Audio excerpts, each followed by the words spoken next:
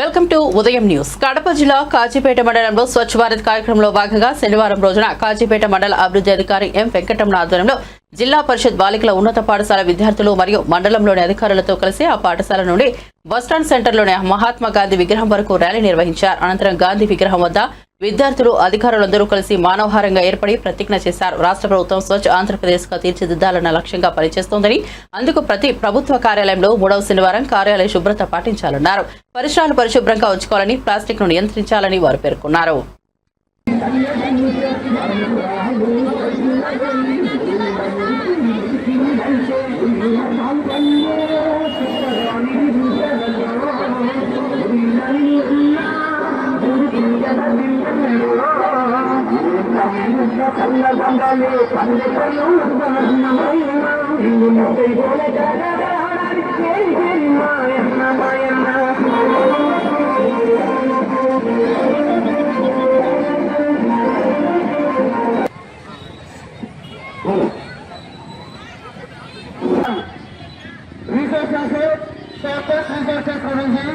అంటే ప్లేసెస్ అంటే మనం ఏమి ఇస్తామో మనకి రీసోర్సెస్ ఏమొచ్చుకెళ్ళి అది ట్రాక్టర్ల ద్వారా కానీ ట్రైసైకిల్ ద్వారా కానీ ఎన్డబ్ల్యూపీసీలో తడిచెత్తను లేరుగా వేసి కంపోజ్ నాడాఫీట్లో వేస్తే మనకు 60 రోజుల తర్వాత అది కొంచెం ఎరువుగా తయారయ్యి అది తర్వాత వాటి మనము ఎన్డబ్ల్యూపీసీలో ఉన్న కాంపోజిట్ ఫీల్డ్లో వేస్తే అక్కడ 45 డేస్ మళ్ళీ ఎరువు తయారవుతుంది.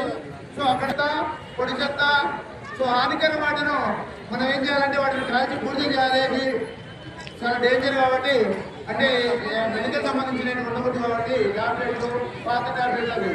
ఆ విధంగా మనం అన్ని సోర్సెస్ మనం ఇచ్చే చెత్త అయితే రీసోర్సెస్ మనకు వాటికి ఎరువు తయారు చేసి మనకు వచ్చే అమౌంట్ అది రీసోర్సెస్ కింద అవుతుంది.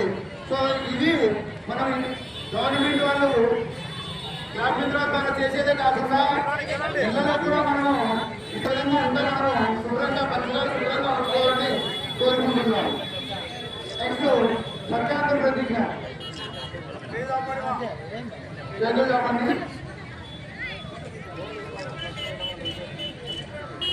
నేను నా పరిసరాల పరిశుభ్రత కొరకు ప్రతిరోజు కొంత సమయం కేటాయిస్తానని, నా వంతు కృషిగా స్వచ్ఛత కార్యక్రమాల కొరకు శ్రమదానం చేసి పరిశుభ్ర ఆంధ్రప్రదేశ్ సాధించే సంకల్పానికి కట్టుబడి ఉండాలని ఈరోజు పరిశుభ్రత గురించి నేను వేసిన ఈ ముందడుగు ఆంధ్రప్రదేశ్ రాష్ట్రాన్ని శుభ్రపరచడంలో సహాయం చేస్తుందని నమ్ముతూ ఈ రోజు నుండి మా తోటి వారికి కూడా స్వచ్ఛతపై అవగాహన కల్పించడానికి ప్రయత్నిస్తున్నానని, మన ఆంధ్రప్రదేశ్ స్వచ్ఛ ఆంధ్రప్రదేశ్ గా తీర్చిదిద్దేటట్లుగా నా వంతు పూర్తి చేస్తానని ప్రమాణం చేస్తున్నాను. జై హింద్.